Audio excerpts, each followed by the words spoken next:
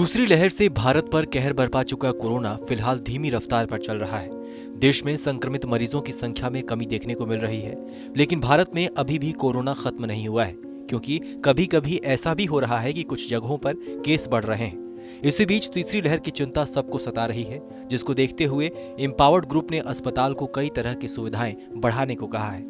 TV9 Bharatvarsh को मिली जानकारी के मुताबिक कोविड-19 के लिए बने एम्पावर्ड ग्रुप ने देश में तीसरी लहर के खतरे को देखते हुए अस्पताल में कई तरह की बुनियादी सुविधाओं को बढ़ाने को कहा है, जिसमें बेड्स की संख्या भी शामिल है, क्योंकि माना जा रहा है कि जितने संक्रमण के केस होंगे उनमें से कई संक्रमित मरीजों को अस्पताल में बेड्स की जरूरत होगी, जिसको देखते हुए राज्यों को बड़ी संख्या में बेड्स की जरूरत पड़ेगी, जिसमें उत्तर प्रदेश में 33,000 बेड्स, महाराष्ट्र में 17,865 बेड्स, बिहार में 17,480 बेड्स, पश्चिम बंगाल में 14,173 बेड्स और मध्य प्रदेश में 12,026 बेड्स की जरूरत पड़ सकती है। वहीं दूसरी तरफ इंडियन मेडिकल एसोसिएशन ने भी तीसरी लहर को देखते हुए सरकार को आगाह किया है।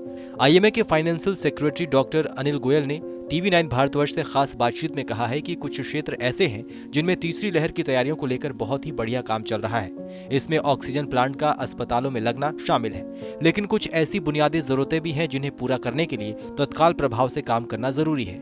इसके साथ ही सरकार को इस बात की भी चेतावनी दी गई है कि कोरोना की दूसरी लहर में जिस संख्या में संक्रमण को देखा गया था, तीसरी लहर के दौरान उससे कहीं ज्यादा और तेजी से संक्रमण फैल सकता है। तीसरी लहर के दौरान संक्रमण एक दिन में 5 लाख तक पहुंच सकता है। ऐसे में तैयारियों के दौरान इस बात को ध्यान में रखना जरूरी है कि संक्रमण की संख्या 50,000 से नीचे रहे।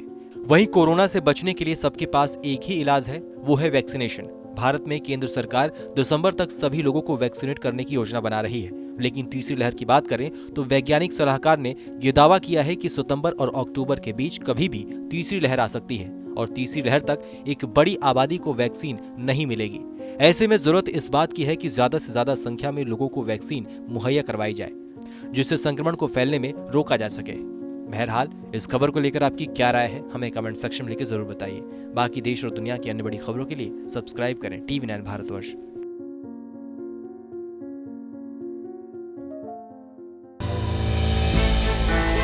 हमने की गलती फिर एक बार, कोरोना ने किया दोबारा प्रहार। मास्क, 2 गज दूरी, करें अपनी सुरक्षा पूरी। कोरोना टीका हम सबको लगाना है, मिलकर साथ समझदारी से कोरोना को हराना है।